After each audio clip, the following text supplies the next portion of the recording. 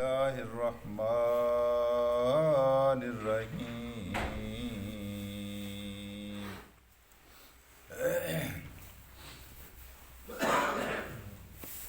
رب إنهن أضللن كثيرا من الناس ومن تبعني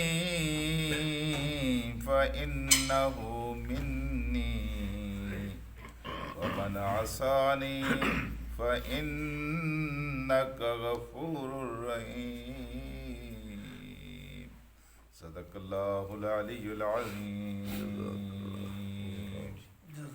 تاریخ انسانیت کے سب سے زیادہ معتبر اور دانا انسان سیدنا ابراہیم علیہ السلام تھے،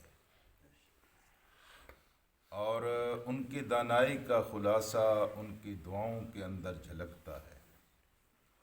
انہوں نے جو دعا مانگی تھی، ہم اتنے سیانے نہیں ہیں، ہم اتنے سمجھدار نہیں ہیں، اگر ہم تھوڑے سے بھی سیانے ہیں تو ہمیں چاہیے کہ ہم بھی وہی دعا مانگا کریں جو سیدنا ابراہیم علیہ السلام سے مانگی۔ ان سے زیادہ کون معتبر ہو؟ صدیوں کا سفر طے کر کے بھی آج وہ اس طرح زندہ ہیں گویا ہمارے اس زمانے کا کوئی آدمی ہو۔ اس طرح لگتا ہے اتنے دانا آدمی تھے، اتنے سمجھدار آدمی تھے۔ تو انہوں نے کیا دعا مانگی تھی؟ انہوں نے یہ دعا مانگی تھی کہ میرے مولا مجھے اور میری اولاد کو بتوں کی پرستش سے محفوظ فرما۔ انہوں نے یہ دعا مانگی تھی کہ مجھے بھی بتا اور میری اولاد کو بھی بچا کہ وہ بتوں کی پرستش کریں، بتوں کی پوجا کریں، اس سے مجھے محفوظ فرما۔ حضرات، بت پتھر کا تراشا ہوا بت ہوتا ہے، یہ کسی بالا خانے میں، کسی بیٹھک میں، کسی مندر میں کھڑا ہوا ہوتا ہے۔ بت قبر کی صورت میں ہوتا ہے جو کسی نئے یا پرانے قبرستان میں پڑا ہوا ہوتا ہے۔ بت کسی بہت بڑی بلڈنگ اور عمارت کی صورت میں ہوتا ہے اور لوگ اس کی پرستش کرتے ہیں، وہاں وہ کھڑا ہوا ہوتا ہے۔ بت فتنہ اقتدار ہے اور بت خواہشات نفس ہیں۔ یہ سارے کے سارے بت ہیں، انسان ان کی کسی نہ کسی صورت میں پوجا اور پرستش کرتا ہے۔ بتوں کا نام لیتے ہیں، ہمارے ذہن میں صرف وہی بت آتے ہیں جو پتھر سے تراشے گئے، لکڑی کے بنائے گئے ہیں، لیکن اللہ کا قرآن کہتا ہے اللہ کو چھوڑ کر جس کی تم پوجا و پرستش کرتے ہو وہ دراصل بت ہے۔ آپ نے دیکھا ہے اس شخص کو جو اپنی خواہشات نفس کی پرستش کرتا ہے، قرآن حکیم میں آتا ہے اَرَأَيْتَ الَّذِي مَنِ اتَّخَذَ إِلَٰهَهُ هَوَاهُ، کیا دیکھا ہے اس شخص کو جس نے اپنی خواہشات نفس کو اپنا خدا بنا لیا ہے، اپنا خدا بنا لیا ہے۔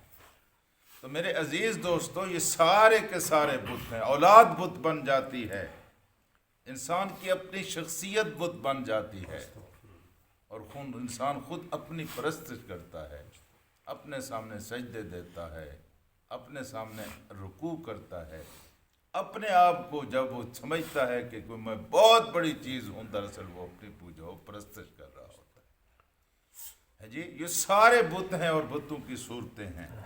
تو سیدنا ابراہیم علیہ السلام نے فرمایا کہ اللہ مجھے بھی اس سے بچا اور میری اولاد کو بھی اس سے محفوظ فرما۔ کیوں محفوظ فرما؟ اس کی علت بھی بیان فرما دی۔ آج اس کا تذکرہ ہے۔ اللہ پاک نے ارشاد فرمایا ہے کہ سیدنا ابراہیم نے ربی، اے میرے پروردگار، انہن، ان بتوں نے، بے شک انہن، ان بتوں نے، اضللن کثیرا من الناس، لوگوں کی ایک کثیر تعداد کا بیڑا غرق کر دیا، ان کو برباد کر دیا، ان کو تباہ کر دیا۔ ان میں سے تھوڑے نہیں ہیں، ان میں سے کثیر تعداد میں لوگ بھٹکے ہیں اور ان کے پیچھے بھٹکے ہیں، لوگ ان کے پیچھے لگے ہیں، اور انہوں نے اپنی دنیا بھی خراب کر لی ہے، انہوں نے اپنی آخرت بھی خراب کر لی۔ یہ بالکل اسی طرح ہے کہ آپ کے محلے میں کوئی ایک ایسا آدمی آئے جو کہے کہ میں 5,000 میں آپ کو عمرہ کراتا ہوں، اور لوگ اپنے گھر کے برتن بیچ کر، جن کے پاس چلو 5,000 نہ ہو، اس کے پاس اکٹھے ہو رہے ہیں، اس کو دھڑا دھڑ پیسے دے رہے ہیں جی. لیکن ان میں سے ایک شخص کھڑا ہوا اور وہ جانتا ہو کہ یہ تو تاریخی ٹھگ ہے، یہ تو اس سے پہلے بہت سارے لوگوں کو لے کے جاتا ہے اور سمندر میں جا کر پھینک دیتا ہے یا ہوائی جہاز سے نیچے گرا دیتا ہے اور ان کا ہڈی منکا ایک ہو وہ جانتا ہو.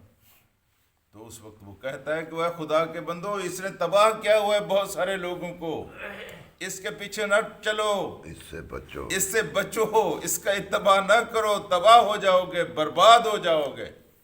شیطان اور شیطان کے ایجنٹ بالکل اسی طرح کا کاروبار کرتے ہیں. وہ کہتے یہ ہے کہ ہم آپ کو بہت نیکی کا کام، بہت فلاح کا کام، بہت بھلائی کا کام کر کے دے رہے ہیں.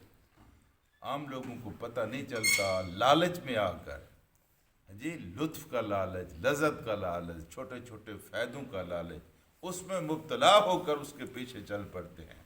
اللہ کا نبی جانتا ہے کہ یہ ٹھگ ہے، یہ بھی دھوکہ دینے والا ہے، اس کے شاگرد بھی دھوکہ دینے والے ہیں. اللہ کا نبی چیختا ہے کہ خدا کے بندو، اس کے پیچھے نہ چلو، تباہ ہو جاؤ گے، برباد ہو جاؤ گے. یہ راستہ ہے. بے شک یہاں 1,00,000 روپیہ لگتا ہے، 5,000 نہیں لگتا، لیکن چلے جاؤ گے، پہنچ جاؤ گے، عمرہ کر کے آؤ گے. یہ 5,000 والا تمہیں دھکا دے گا، تباہ کر دے گا، برباد کر دے گا. اس مثال سے آپ سمجھیں بالکل اسی طرح اللہ کا نبی جو ہے وہ جانتا ہے کہ ان کے ساتھ دھوکہ ہو رہا ہے. وہ چیختا ہے انہن اضللنا کثیرا من الناس، انہوں نے ایک دو کو نہیں، انہوں نے امتوں کا بیڑا غرق کیا ہے، قوموں کو تباہ کر دیا جی. اگرچہ بت ہے جماعت کی آستینوں میں، یہی بت ہوتے ہیں، مجھے حکم اذاں لا الہ الا اللہ جی.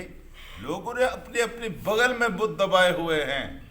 کہیں قومیت کا بت ہے، کہیں زبان کا بت ہے، کہیں علاقے کا بت ہے جی. یہ ساری عصبیتوں کے بت ہیں جو انسانوں کے اوپر اللہ تبارک و تعالی کے راستے سے روکنے کے لیے استعمال ہوتے ہیں، اور لوگ ان کے پیچھے چلتے ہیں اور اپنا بیڑا غرق کرتے ہیں. تو سیدنا ابراہیم علیہ السلام نے فرمایا کہ ان اضللنا کثیرا من الناس فمن تبعنی، جس نے میرا کہا مان لیا، جس نے میرا کہا مان لیا، میری بات پر اعتبار کر لیا اور اس لالچ میں نہ آیا کہ 5,000 دے کر عمرہ کراؤں گا، اس لالچ میں نہ آیا، میرا کہا مانا، ان کے پیچھے نہ چلا، ان ٹھگوں کے پیچھے نہ چلا. تو اللہ تبارک و تعالیٰ کا قرآن کہتا ہے، سیدنا ابراہیم علیہ السلام نے فرمایا فَإِنَّهُ مِنِّي، وہ میری جماعت کا آدمی ہوگا، سبحان اللہ، وہ میرا آدمی ہوگا، میری جماعت کا آدمی ہوگا. دنیا میں بھی اس کے ساتھ ہوں اور آخرت میں بھی میں اس کے ساتھ رہوں گا. اور میں صرف بات نہیں کرتا، میں جس راستے پر دعوت دے رہا ہوں اس راستے پر میں خود ان کو چل کے دکھا رہا ہوں. یہ قابل عمل راستہ ہے، یہ خوبصورت راستہ ہے جی. خدا کا نبی صرف دعوت نہیں دیتا، جس طرح لیڈر آج کل دعوت دیتے ہیں، منشور پیش کرتے ہیں، نعرے لگاتے ہیں، ہم غریبوں کے ہمدرد ہیں، اور خود 40 400 ایکڑ کے گھروں میں رہتے ہیں. جو اضللنا کثیرا، یہ کثیر لوگ اس طرح گزرا ہوتے ہیں، ان کو سمجھ میں نہیں آتی اس کا غربت کے ساتھ کیا تعلق یار. اس کا بچپن سے جوانی اور جوانی سے بڑھاپا سارے کا سارا عیش و عشرت میں گزرا، اس کا غربت اور غریبوں کے ساتھ کیا تعلق. اس کے پیچھے چلے جاتے ہیں. یہ سارے کے سارے بت ہیں جی. تو خدا کا نبی جو ہے جس کی وہ دعوت دیتا ہے، خود اس کا وہ پیکر ہوتا ہے، خود اس کا وہ اشتہار ہوتا ہے، خود اس کی وہ تصویر ہوتا ہے. جو مشکل کام دوسرے نہیں کر سکتے، خدا کا نبی وہی کام آگے بڑھ کر پہلے خود کرتا ہے. میں نے کئی دفعہ آپ سے عرض کیا ہے، یہ جب 40 دن کی جنگ لگی تھی، جس کو غزوہ احزاب کہتے ہیں، بہت ساری قومیں اور جماعتیں اکٹھی ہو کر اس نقطہ نظر سے آئی تھیں کہ بالکل یہ مٹا دینا ہے مدینے کو صفحہ ہستی سے، اور مدینہ میں رہنے والے کسی کو باقی نہیں چھوڑنا۔ تو یہ 30-40 دن کی جنگ تھی۔ سارے صحابہ کرام اللہ کے رسول ساتھ لے کر ان کو گئے تھے، اور ان 30 دنوں کے اندر سارے صحابہ کرام نے الا ماشاء اللہ ایک 2 3 چھٹیاں لی تھیں اللہ کے رسول سے کہ میں جاؤں، میں دیکھاؤں۔ آپ نے دے دی چھٹی ان کو، کوئی مسئلہ نہیں، انسانی ضروریات ہوتی ہیں، انسانی مجبوریاں ہوتی ہیں، لیکن وہی مجبوریاں خود اللہ کے رسول کو بھی لاحق تھیں۔ لوگوں کی ایک بیوی تھی، 2 بیویاں تھیں، اللہ کے رسول کی تو ذمہ داریاں زیادہ تھیں، بہت زیادہ تھی۔ لیکن ان دنوں میں ایک دن بھی اللہ کے رسول نے خود چھٹی نہیں کی۔ یہ ہے لیڈر، یہ ہے اسلام میں قیادت کا تصور کہ خود انسان پہلے وہ کام کرے جو کام اپنے متبعین سے کرانا چاہتا ہے۔ سیدنا علی کو کہتے ہیں کہ یہ شیر خدا ہیں، بڑے بہادر آدمی تھے، لیکن وہ کہتے ہیں کہ جب گھمسان کی جنگ ہوتی تھی، جب یہ مجبور ہوتے تھے کہ اب ہمیں کسی کی پناہ لینی چاہیے، تو ہم اللہ تعالیٰ کے رسول کے دامن میں چلے جاتے۔ سبحان اللہ۔ ہاں جی، یہ ہے لیڈر، یہ ہے قیادت جو اسلام پیش کرتا ہے۔ تو کہا کہ میں وہ راستہ اختیار کیے ہوئے ہوں، میں اس راستے پر چل رہا ہوں، اور میری مثال دیکھو تو صحیح، میری مثال قربانیوں سے بری پڑی ہے۔ میری مثال ابتدا سے لے کر انتہا تک۔ ہاں جی، سیدنا ابراہیم کی داستان سادہ بھی ہے مگر حسین بھی ہے۔ ہاں جی، کہاں سے شروع ہوئی اور کہاں پر ختم ہوئی، ساری قربانیوں کی داستان ہے۔ تو جو میرے پیچھے چلا فَإِنَّهُ مِنِّي، پس وہ میرا ہے، وَمَنْ عَصَانِي، اور جس نے میری نافرمانی کی۔ یہاں نبی کی وہ حقیقی محبت اور مودت اور انسانیت کے ساتھ نبی کا رحمت کا رویہ سامنے آتا ہے کہ جس نے میری نافرمانی کی، اللہ اس کو جہنم میں پھینک دے؟ نہ۔ اللہ اس کو تباہ کر دے؟ نہ۔ برباد کر دے؟ نہ۔ اللہ اس کو رسوا کر دے؟ نہ۔ یہ سارے لوگ تھے جنہوں نے نبیوں کو اذیتیں دیں، لیکن اللہ کے رسول جب دعا مانگتے ہیں تو کیا مانگتے ہیں کہ میرے مولا، انہوں نے تیری نافرمانی کی ہے، اگر یہ میرے پیچھے چلے ہیں تو میرے ہیں اور میں تیرا ہوں، اور تو ہمیں جنت میں داخل فرما، اور اگر یہ ہمارا کہا نہ مانے فَإِنْ عَصَانِي، اگر یہ میری نافرمانی کریں تو یہ نہیں کہا کہ ان کو دوزخ میں فَإِنَّكَ غَفُورٌ رَحِيمٌ، تو میرا مولا تو بخشنے والا بھی ہے اور تو رحم کرنے والا بھی ہے۔ یہ تو ویسے عواب تھے۔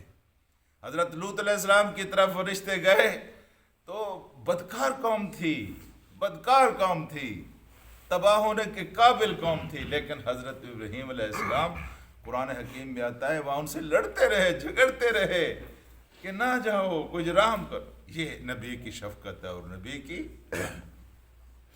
ہے، تیرے پاس پہنچے تیری مرضی، اگر تو ان کو بخش دے تو تو بخش سکتا ہے، اور اگر ان کے اوپر رحم کرے، اگر تو ان کے اوپر رحم کرے تو غفور الرحیم ہے، لیکن اگر تو ان کو عذاب دے تو تیرے ہاتھ میں سب کچھ ہے، یہ تیرے اپنے بندے ہیں، میں نے اپنی حد تک جو کوشش کی ہے کر کے دیکھ لی۔ تو میرے عزیز دوستو، اب آج کے سبق میں 2 باتیں، ایک تو اللہ تعالیٰ ہمیں ان تمام بتوں کی پوجا و پرستش سے محفوظ رکھے جن کے پیچھے چل کر دنیا بھی تباہ ہوتی ہے اور آخرت بھی تباہ ہوتی ہے، اور دوسرا ہمارے سامنے نبی کی رحمت اور نبی کی شفقت سامنے آئی ہے۔ فی الواقع اگر کسی کو لیڈر اور رہنما بنایا جانا چاہیے تو وہ اللہ کا نبی ہوتا ہے، یا نبی کے اوپر، نبی کے راستے کے اوپر چلنے والا، نبی کے اتباع کرنے والا لیڈر موجود جو ہو، اس کے پیچھے انسان کو چلنا ہے۔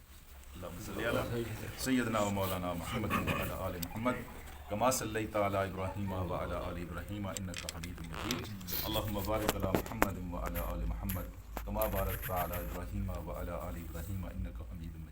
اے اللہ ہمارے گناہوں کو معاف فرما، اللہ پاک ہماری غلطیوں سے درگزر فرما، اللہ دنیا و آخرت کی بھلائیاں نصیب فرما، اللہ دنیا و آخرت کے ہر قسم کے نقصان اور خسران سے محفوظ فرما۔ اللہ تعالیٰ جو ہم نے برے کام کیے ہیں، برائیاں کی ہیں، اللہ ان کو معاف فرما، اللہ جو ہم نے نیکیاں کی ہیں ان کو اپنی بارگاہ میں قبول فرما۔ اللہ تعالیٰ ہماری گناہوں کو صدقہ جاریہ نہیں بلکہ سیاح جاریہ نہ بنا، اللہ ہماری نیکیوں کو صدقہ جاریہ بنا۔ اللہ تبارک و تعالی ہمارے والدین کی مغفرت فرما، اللہ پاک ہمارے بچوں کو نیک اور صالح بنا، اللہ اس ملک کے اوپر اپنی رحمت نازل فرما، اللہ تبارک و تعالی امت مسلمہ پر رحم فرما، اللہ تعالی ہدایت عطا فرما، اللہ پاک رحمت نصیب فرما، اللہ اپنی مغفرت عطا فرما، اللہ پاک سعادت کی زندگی عطا فرما، اللہ پاک شہادت کی موت نصیب فرما، وصلی اللہ تعالی علی خیر خلقہ محمد وآلہ وصحبہ اجمعین برحمتہ۔